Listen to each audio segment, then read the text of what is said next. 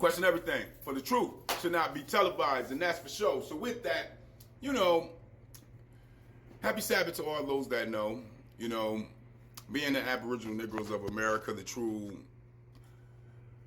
12 tribes of Israel, who's not lost. We've just been re-enslaved and sold around the world through way of slave ships, like Deuteronomy says in the Bible, and many other different places. If you read outside of the Bible as well, you can find some of the truths of what has happened to us. You know, our lands and our name and our identity has all been shrouded and changed and manipulated by the folks that invaded us and put us in shackles. They all know who they are, you know, and now that we're coming into, you know, a little more clarity on researching for ourselves and looking to things for ourselves, you know, and we're trying to wake up from the slumber that our brain been under through the programming, through the traumatization of what we've been put under, through all the horrific things that has happened to us. We're trying to heal and be better for ourselves and try to re-grasp some of that morality that our forefathers and our ancestors had when they got invaded and before they got invaded. You know, just to regather ourselves and bring ourselves back into the fold of what it means to be under our Creator. And with that, you know, just a thought, just imagine all the things that other nations feel about melanated people and how they look at us and look down on us as the melanated people of the world. Just imagine if the Creator is melanated as well, the God, the Great One. Just imagine him being melanated as well. You know, how would that go across if the Messiah come back and he looks just like me? Or all of us look just like him? How would that rub the rest of the nations? What would you do if the sky cracked right now and the Messiah came back with the kingdom, but everybody looked it like us? You know, science says that the melanated skin is the dominant gene, and that the recessive gene is the mutation of the dominant gene. So just think about that for a minute. If melanin is the dominant gene and albinism is the recessive gene, wouldn't the Messiah come back in the original gene instead of the recessive mutated gene? That's just from science. And if so, how do that rub the rest of the nations, knowing that we are the #1 most hated in the United States, for sure, when it comes to federal census of ethnic hate crimes in America?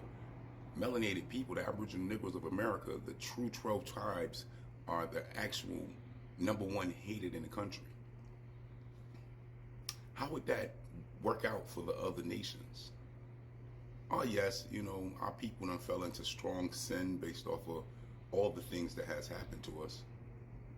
Because we done been through a lot and we're still going through a lot, and we haven't had a break from our oppressors' children, nor have we have separation to think and gather for ourselves on how to heal from all the atrocities and Holocaust massacres and genocides that our people have been through.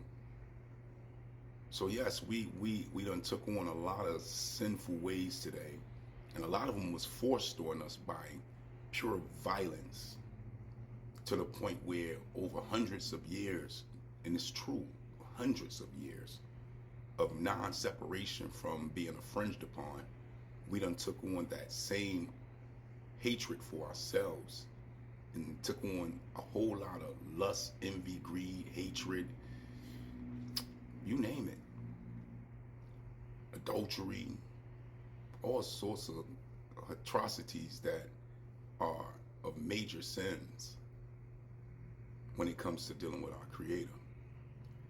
And definitely in the eye of our Messiah, who must come back after the Antichrist does what he's going to do. Some of us know about this stuff. Some of us don't know about this stuff. Some of us don't even care. Some of us think it's not real. But those who have eyes to see and ears to hear sees it every single day, hears it every single day, wake up to it and understand that what's written is actually happening. Regardless of how we feel, we still got to acknowledge what has been done and what is going on. You know, I read journals from Columbus and many others that said when they found us, we didn't know nothing about greed. We didn't know nothing about lust. We didn't know nothing about envy. We didn't know nothing about hatred. We didn't know nothing about violence. We didn't know nothing about war weapons, sexual perversion. We didn't know nothing about none of these things from some of their journals. And our morality was some of the highest in the world, as well as our physicality, based off of the foods we ate, which was mostly fruits, vegetables, nuts, and berries. Today, look at us, as well as fish. But today, look at us. We've been fed slop to survive for years under the whip. Today, we take that same slop, slave food, and eat it as a regular basis today, regardless of what it does to our body. We went from the most healthiest people in the world, from what some of these actual writings actually state that was written out when they found us. So we are now under these hospitals seen as some of the most sickly people in the world. I wonder what happened. What do you think happened? See, any nation that comes to be a part of a nation, and those two nations come together, you know what they come with? They come with their culture. They come with their differences and a likeness to merge as one. And 9 times out of 10, whoever is the dominance of those two cultures, that one overshadows the other culture. And eventually, the ones that get overshadowed take on the more dominant culture that is being pushed and marketed. Do you think that's what happened to us, being under our colonizers and our invaders for so long, that their culture, their way of seeing things, their ideology on how to go about existing and living has overshadowed and dominated our culture, and now even to this day manipulate what we put out as culture into infusion of what they see our culture is supposed to be like?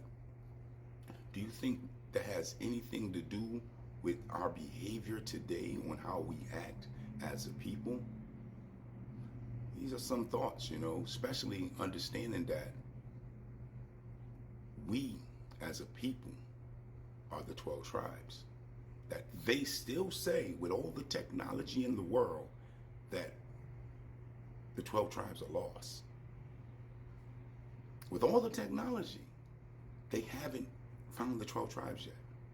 But we all know whenever somebody vanish, disappear, or can't be found, 9 times out of 10, they're in shackles, in prison, they deleted off the planet, or they moved away and don't want to be bothered.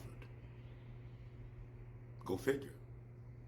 And we are knee deep in what we call coming from shackles and now are in bondage. So what do that mean? Yeah, it means that they know who we are. They know what they have done and still are doing to us, and they know that we are trying to wake up from all that. And in that, what comes? It comes rebellions against what we're doing. It comes a whole new world order that they're calling for to reconsolidate their power, to recontrol what they have done in their first world order when they found us, as most say, as people lost in the wilderness when they found the wilderness of North America. But these are just some thoughts when we think about ourselves and who we are and where we're going.